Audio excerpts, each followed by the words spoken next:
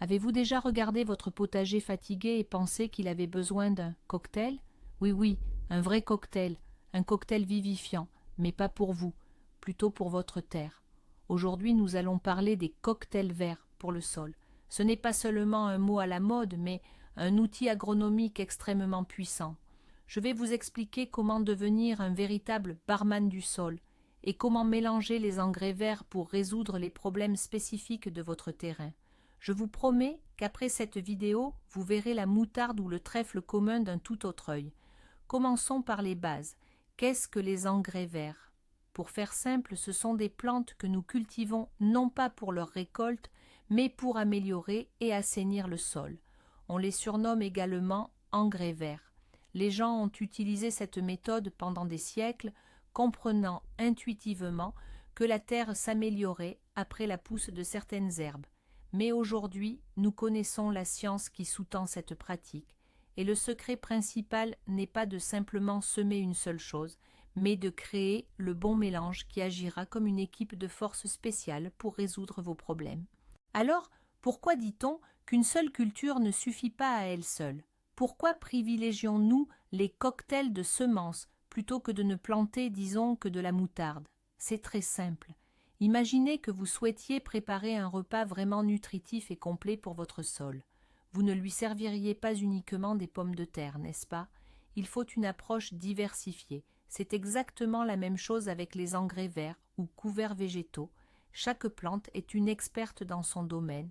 Les unes possèdent des racines comparables à de puissants forêts. Elles s'enfoncent profondément, aèrent les sols compactés et puisent les nutriments dans les couches inférieures.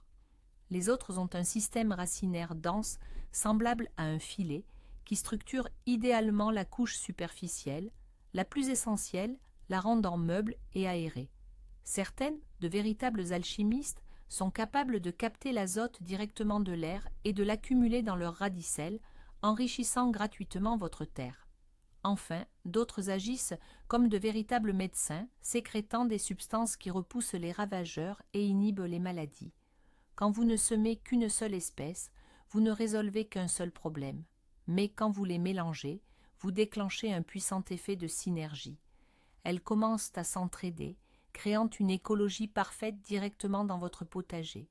Découvrons ensemble les grandes familles de nos alliés verts. Et pour commencer, attardons-nous sur la véritable aristocratie du monde végétal, les champions incontestés de l'enrichissement des sols. Il s'agit bien sûr des légumineuses. Vous avez sans doute déjà entendu ces noms, le trèfle, la vesse, le pois, le lupin, la luzerne. Mais quel est donc leur super pouvoir? Elles sont de véritables usines vivantes, expertes dans la production d'azote. Sur leurs racines, dans de petits renflements appelés nodosités, vivent des bactéries spécifiques. Ces micro-ouvrières accomplissent une véritable magie. Elles captent l'azote directement de l'air, qui représente près de 80% de notre atmosphère, et le transforment en une forme que les plantes peuvent facilement assimiler. Imaginez, c'est comme avoir sur votre terrain des centaines de minuscules fabriques qui produisent pour vous, 24 heures sur 24, l'engrais le plus précieux. Lorsque vous fauchez les légumineuses et que vous les incorporez au sol, tout cet azote accumulé profite directement à vos futures tomates, concombres et poivrons. En d'autres termes, les légumineuses sont votre carburant gratuit et le plus écologique pour une terre en quête de nutriments. Un autre groupe essentiel, indispensable à un sol sain, ce sont les crucifères. Je suis sûr que la moutarde, le radis fourragé et le colza sont des noms familiers pour tous les jardiniers. Si les légumineuses sont les cuisiniers qui nourrissent notre sol, les crucifères, elles, en sont les médecins et les terrassiers. Pourquoi terrassiers? Cela tient tout simplement à leur système racinaire. Beaucoup d'entre elles, et le radis fourragé en particulier, possèdent une racine pivotante extrêmement puissante. Telle un véritable forêt, elle s'enfonce profondément dans le sol, perforant même les couches les plus compactes et tassées. Et lorsque la plante meurt, cette racine laisse derrière elle tout un réseau de canaux. À travers eux, l'air et l'eau pénètrent facilement dans les profondeurs du sol, permettant à la terre de respirer. Mais pourquoi médecin? Là, c'est encore plus intéressant. Les racines et les feuilles des crucifères contiennent des substances spécifiques et des huiles essentielles. Celles-ci possèdent une puissante action phytosanitaire. En d'autres termes, elles désinfectent le sol en inhibant le développement de maladies fongiques comme le mildiou et la gale. Elles repoussent et même éliminent de nombreux ravageurs tels que le ver fil de fer et les nématodes. Et la troisième équipe de notre commando vert, ce sont les céréales, le seigle, l'avoine, l'orge. Si les légumineuses sont nos chefs cuisiniers et les crucifères nos médecins, alors les céréales sont de véritables culturistes. Leur mission principale est de développer un maximum de muscles, c'est-à-dire de masse verte. Elles poussent très rapidement et densément, créant un épais tapis végétal. Cette biomasse, une fois fauchée, devient un apport organique précieux, une nourriture pour les micro-organismes du sol, qui contribuent à rendre la terre meuble et fertile. Mais ce n'est pas tout. Par leur couverture dense, elles étouffent littéralement les mauvaises herbes, ne leur laissant aucune chance d'accéder à la lumière du soleil, et certaines céréales, notamment le seigle d'hiver, vont encore plus loin. Elles libèrent dans le sol, via leurs racines, des substances spécifiques qui inhibent la croissance de la plupart des adventices. C'est un véritable herbicide naturel. Enfin, leur système racinaire dense et fasciculé consolide et structure parfaitement la couche superficielle du sol, la protégeant de l'érosion éolienne et du lessivage par les pluies. Elle crée ainsi une structure du sol idéale, grumeleuse et aérée. Maintenant que nous avons découvert nos héros, passons au plus intéressant, les recettes. Commençons par le problème le plus fréquent, un sol pauvre, sableux ou simplement épuisé, qui, année après année, ne donne que des récoltes de plus en plus modestes. Il manque de nutriments, en particulier d'azote. Que faire? Nous préparons un cocktail que nous appelons le coup de fouet azoté. Sa base, c'est le duo idéal parmi les engrais verts, la vesse et l'avoine. On les trouve d'ailleurs souvent vendus ensemble, sous l'appellation mélange vesse-avoine. Pourquoi eux? C'est simple. La vesse, comme nous le savons déjà, fait partie des légumineuses. Cela signifie qu'elle est notre principale source d'azote. Ses racines accumulent activement cet élément vital, préparant un véritable festin pour les futures cultures. Mais la vesse a une faiblesse, sa tige est fine et souple, et elle a tendance à s'affaisser au sol. Et c'est là qu'intervient son partenaire fidèle, l'avoine. Elle fait partie des graminées et possède une tige solide et droite. L'avoine sert de tuteur vivant à la vesse, l'empêchant de s'étaler sur le potager et de pourrir. En retour, la vesse lui offre son azote. De plus, l'avoine est elle-même très utile. Elle développe rapidement une masse végétale dense, enrichit le sol en potassium et en phosphore et l'aère merveilleusement bien. On n'obtient donc pas qu'un simple mélange, mais une véritable équipe où chacun renforce les meilleures qualités de l'autre. Un problème bien connu de beaucoup, c'est celui de la terre lourde et argileuse. Cette terre qui, au printemps, met une éternité à sécher, se transforme en boue impénétrable après la pluie, et sous la chaleur estivale se compacte en une véritable carapace de pierre craquelée. Dans ce béton, les racines des plantes cultivées peinent à se développer.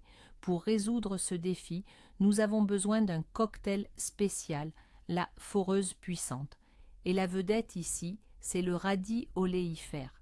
Ce n'est pas un simple engrais vert, c'est un véritable perforateur biologique. Sa racine pivotante est capable de s'enfoncer jusqu'à 1,5 m et parfois même 2 mètres de profondeur. Imaginez un peu, elle transperce même la semelle de labour la plus compacte, cette couche durcie qui se forme année après année sous la charrue. Mais le plus intéressant arrive ensuite. Lorsque vous fauchez le radis, sa puissante racine meurt et se décompose directement dans le sol, laissant derrière elle tout un réseau de canaux profonds. Par ces canaux, comme par des ascenseurs, l'eau et l'air s'engouffrent en profondeur. La terre commence alors à respirer, à revivre. En complément du radis, vous pouvez ajouter de la moutarde ou de l'avoine. Elles créeront un réseau dense de radicelles dans la couche supérieure, l'empêchant de se transformer en croûte, et apporteront en prime de précieuses matières organiques Mais que faire si votre principal souci ne vient pas de la structure de votre sol, mais plutôt de ces ennemis invisibles qui ravagent vos récoltes, si vos pommes de terre sont constamment attaquées par le ver fil de fer et que vos carottes et betteraves souffrent des nématodes, alors il est temps de préparer notre cocktail bouclier vert. C'est notre commando phytosanitaire, et sa base est la moutarde blanche. Oui, la moutarde la plus ordinaire, celle que tout le monde connaît. Mais ne la sous-estimez pas. Ces sécrétions racinaires, appelées glycosides, sont un véritable poison pour de nombreux ravageurs du sol, notamment le ver-fil de fer, la larve du taupin. Pour faire simple, le ver-fil de fer ne supporte tout simplement pas la proximité de la moutarde et cherche à fuir ces zones. Mais si votre terrain est infesté de nématodes, ces vers microscopiques qui siphonnent la sève des racines, alors la moutarde seule ne suffira pas. À notre bouclier vert, nous ajoutons impérativement des œillets d'Inde. Oui, oui, ces mêmes fleurs oranges que nous plantons d'habitude pour leur beauté. Leurs racines libèrent des substances mortelles pour les nématodes. C'est l'une des méthodes les plus efficaces et écologiques pour assainir votre sol et le débarrasser de ces parasites. Pour un effet encore plus puissant, vous pouvez ajouter de la facélie à ce mélange. Elle aussi contribue à assainir le sol et attire les insectes auxiliaires. Pour tous les jardiniers, sans exception, les mauvaises herbes sont une source constante de maux de tête. Chiens-dents, mourons, chénopodes, on a l'impression que le combat est sans fin. Mais que diriez-vous si je vous disais qu'il est possible de faire en sorte que certaines plantes combattent les autres? Pour cela, nous aurons besoin d'un cocktail très spécial, le tapis étouffant, une formule dense et agressive. Nos principaux combattants, le seigle d'hiver et la facélie. Le seigle d'hiver, c'est un véritable terminator dans le monde des engrais verts. D'abord, il pousse à une vitesse fulgurante, coiffant au poteau la plupart des mauvaises herbes et les privant de lumière, d'eau et de nutriments essentiels. Ensuite, et c'est là le point crucial, son système racinaire libère dans le sol des substances particulières qui inhibent la croissance d'autres plantes. Ce phénomène est connu sous le nom d'allélopathie. Le seigle crée un environnement hostile pour ses concurrents, assainissant ainsi efficacement la parcelle. La facélie, elle, fonctionne un peu différemment. Moins agressive, elle forme cependant un tapis incroyablement dense et délicat, fait de ses feuilles finement ciselées. Sous ce couvre-sol vivant, aucune mauvaise herbe, même la plus tenace, ne peut se frayer un chemin. De plus, la facélie est une excellente plante mellifère. Elle attirera les abeilles dans votre jardin, ce qui aura un impact très positif sur vos récoltes. Ensemble, le seigle et la facélie portent un double coup fatal aux mauvaises herbes, ne leur laissant absolument aucune chance de survie. Mais que faire si votre sol ne présente pas de problème particulier ou criant? Si votre terre est globalement saine, mais que vous aspirez à la rendre encore plus fertile, plus riche, plus vivante. Pour ce faire, il existe des soldats universels qui excellent dans presque tous les domaines. Et la reine parmi eux est, sans aucun doute, la facélie. En cas de doute sur la culture à semer, choisissez la facélie, vous ne le regretterez pas. Mais pourquoi est-elle si précieuse? Tout d'abord, elle présente une croissance très rapide. À peine 1 mois et demi après le semis, vous obtiendrez déjà un épais tapis de verdure luxuriante. Deuxièmement, son système racinaire très ramifié ameublit et structure parfaitement la couche supérieure du sol, la rendant aérée et très absorbante. Troisièmement, comme nous l'avons mentionné, elle supprime efficacement les mauvaises herbes et constitue une excellente plante mellifère. Quatrièmement, ses sécrétions racinaires assainissent le sol, en réduisant son acidité et en inhibant certains agents pathogènes. La facélie est peu exigeante, se développe sur tous les types de sols et n'a pas de maladies ou de ravageurs communs avec les principales cultures potagères. Cela en fait un précédent cultural idéal pour presque toutes les cultures. Pour compléter ces bienfaits, vous pouvez y associer un peu de moutarde pour un effet phytosanitaire renforcé ou de l'avoine pour un apport supplémentaire en matière organique. Un tel mélange œuvrera à l'amélioration générale et au maintien de la vitalité de votre terre. La question qui revient souvent et qui passionne de nombreux jardiniers est la suivante. Quel est le moment idéal pour semer ces précieux engrais verts afin d'en tirer le maximum de bénéfices. La bonne nouvelle, c'est que vous avez en réalité 3 fenêtres d'opportunité, 3 périodes clés pour agir. La première période s'étend au tout début du printemps. Dès que la neige a fondu et que le sol commence à se réchauffer légèrement, c'est le moment parfait pour semer vos engrais verts sur les parcelles destinées aux cultures tardives, comme les tomates, les poivrons ou les choux. Le temps que vos jeunes plants soient prêts à être repiqués, vos engrais verts auront eu le temps de bien se développer. Il suffira alors de les faucher 1 à 2 semaines avant la plantation, pour laisser une terre idéalement aérée, souple et enrichie. La deuxième opportunité se présente en été. Après avoir récolté vos cultures précoces, qu'il s'agisse d'oignons, d'ail ou de radis, ne laissez surtout pas votre parcelle libre s'abandonner aux mauvaises herbes. Semez-y immédiatement des engrais verts. Ils vont rapidement restaurer la vitalité et la fertilité du sol. Ainsi, à l'automne, vous pourrez soit y replanter d'autres cultures, soit simplement préparer votre terre pour l'hiver à venir. Enfin, et c'est sans doute la plus cruciale et la plus prisée des périodes, l'automne, juste après la récolte des cultures principales. Les semis d'automne représentent votre principal investissement pour garantir la fertilité de l'année suivante. Les engrais verts auront largement le temps de s'établir et de pousser avant les premières gelées, offrant une protection précieuse au sol contre le froid et l'érosion durant l'hiver. Au printemps, vous retrouverez alors une terre parfaitement préparée, aérée et enrichie, prête à accueillir vos nouvelles cultures. Cependant, semer des engrais verts n'est que la première étape. Le véritable secret de la réussite, là où réside toute la magie, c'est de les faucher au bon moment. Et c'est précisément là que de nombreux jardiniers commettent une erreur fatale. Ils pensent, plus ils poussent longtemps, plus il y aura de matière verte et donc plus de bénéfices. Cela peut sembler logique, mais en réalité, c'est tout le contraire. Vous devez faucher ou enfouir ces engrais verts dans le sol au stade de la formation des bourgeons, c'est-à-dire avant le début de la floraison massive. Dès que vous apercevez les premiers boutons floraux, il est temps d'agir. Pourquoi est-ce si crucial? C'est très simple. Avant la floraison, la plante concentre toute son énergie et tous les nutriments accumulés, azote, potassium, phosphore, oligo-éléments, dans ses tiges et ses feuilles. La matière verte est alors à son apogée. Elle est juteuse, tendre et extrêmement nutritive. Dès que la floraison commence, la plante modifie son programme. Son objectif principal n'est plus la croissance mais la reproduction, la perpétuation de l'espèce. Toute la sève, toute l'énergie, tout ce qu'elle contient de plus précieux commence à migrer des feuilles vers les fleurs, puis vers les graines.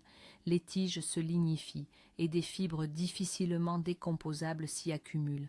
Si vous manquez ce moment crucial, au lieu d'un engrais vert facilement assimilable par le sol, vous vous retrouverez avec du foin grossier dans votre potager qui mettra un temps considérable à se décomposer.